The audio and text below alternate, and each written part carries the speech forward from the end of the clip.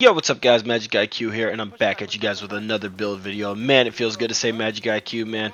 I miss that name. I think I'm actually going to keep it like that. I switched my PSN back to only MxgicIQ. I was able to, but for some reason before, it wouldn't allow me to. I think somebody may have had the name or it wasn't in the name pool yet, but it did allow me to change my PSN to only just MxgicIQ if you guys would like to add me, play with me. But long story short, man, today we got a spotter companion build for you guys. Super good for team play specifically. And one thing I didn't forget to mention, I did forget to mention in the video, was that this build comes with 48.8% crit chance and 153.6% crit damage. And I just wanted to mention that my watch level is not maxed out yet, so those stats are very much so increasable and can hit probably around 52 or 160 crit damage. I forgot to show the all stats page where it shows all the statistics and stuff like that. And I don't have much gameplay because I only came up with this build thanks to my guy Connor. Maybe yesterday I was able to perfect it finally, so I only have a day's worth of gameplay, and it was all on stream, and it was so hectic that I wasn't able to really clip and record like that. So if you guys would like to watch any gameplay of the stream, I will leave the link for that in the card. It is unlisted, so the only way you'll be able to view it is through that link, or in a couple days I will upload a gameplay video of the build specifically. Now this is really good, like I said, for groups, and I highly suggest you guys give it a try. It's super fun, and I hope you guys are here for more build videos to come. It's been MxgicIQ, and I'll see you guys when I release the gameplay of this video and maybe another build. Peace. Guys, MxgicIQ, and today I'm coming back at you guys with another build video. And today I got the spotter companion build brought to you by my boy Connor. He gave me this idea and I put it on my build just to test it out, and man, I fell in love with it. So shout out to King Connor for that. That's his PSN. I will leave his YouTube down below in the description. His YouTube, I believe, is Hated Clips with an X instead of an A. I will send that on the description for you guys. Oh my gosh, I'm sorry, I'm fumbling my words, guys. Anyway, so let's get straight into the build. We got a Fenris mask here for the 10% AR damage, coming with weapon damage, crit chance, crit damage rolled onto it with a crit damage mod. My friend's PS4 Jet is screaming in the background. It's okay. We got a Grupo Sombra chest piece right here with spotter with crit damage on that. Comes with 15% from the brand set. We got weapon damage on here, crit damage, and crit chance as well. It comes with 11.2% mod I threw on there for crit damage. All these mods will be crit damage mods, of course, unless you are lacking in the crit chance department. I say aim for 45 to 50 or 60 if you can crit chance, but I only have 48.8, which you guys will see at the end when I go over all my statistics. I will go over the weapons in a second and why I'm using them. And I also just wanted to add in, guys, right here, as you can see, we are running the Technician Laser, and we will be running the Technician Specialist in order to get that laser so we can pulse enemies without having to use the pulse. I use the pulse just to be able to see where enemies are at, but you don't have to use that. You can use a jammer, you can use whatever other skill you would like because of this attachment from only the Technician skill tree.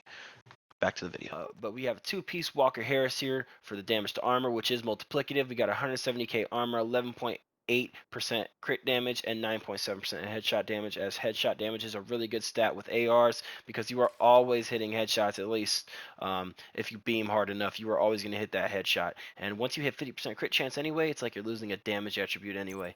So anyway, in my opinion, at least, some people like to have 60. I think 50 is well over enough.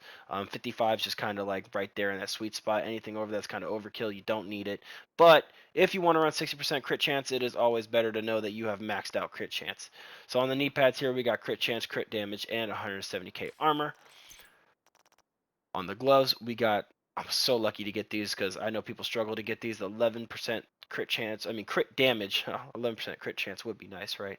11% crit damage on the main attribute, or on the lower attribute, was already dropped on these gloves when I picked them up, so I was able to roll 170k armor on them. If they do drop for weapon damage for you guys, all you guys have to do to make sure that you have the same statistics and armor as me is run 3 blues and 3 reds on any of these pieces when it comes to the main attribute. As long as you have 3 weapon damage stats and 3 armor stats, you guys should be good, alright?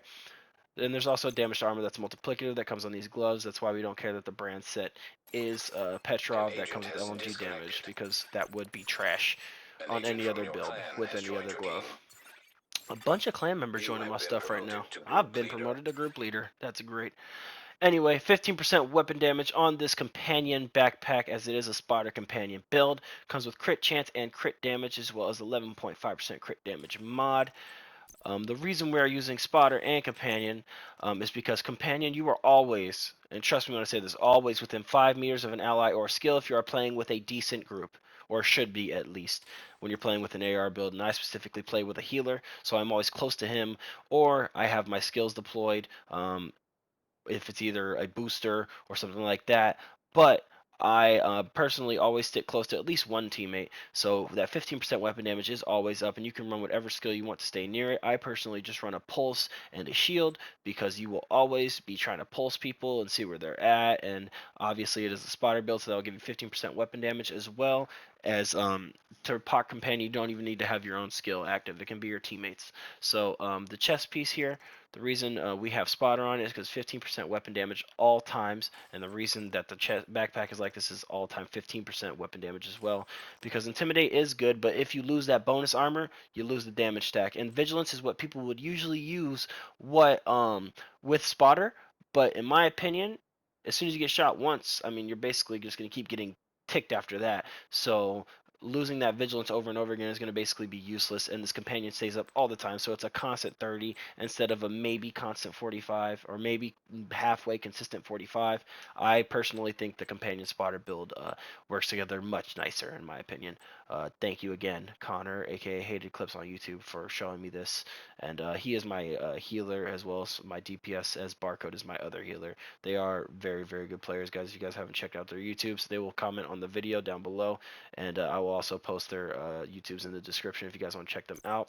Let's get into the weapons here. We're using a FAL SA58 Para, as well as it comes with InSync, damage to out of cover, health damage, and assault rifle damage all maxed out. I got really lucky with this roll, and usually for my secondary, I'll either run a Eagle Bearer, Bighorn, or a Ravenous, or you can throw on double AR with the military AKM. I just have the Paratrooper SVD just because I was testing something, but to be honest, I do like it. So if you guys want to run this, it does hit harder than a rifle, and it puts them down in 2 to 3 shots. If you hit headshots, which it is kind of difficult to hit with, but I've been using accuracy and stability mods that's actually been helping.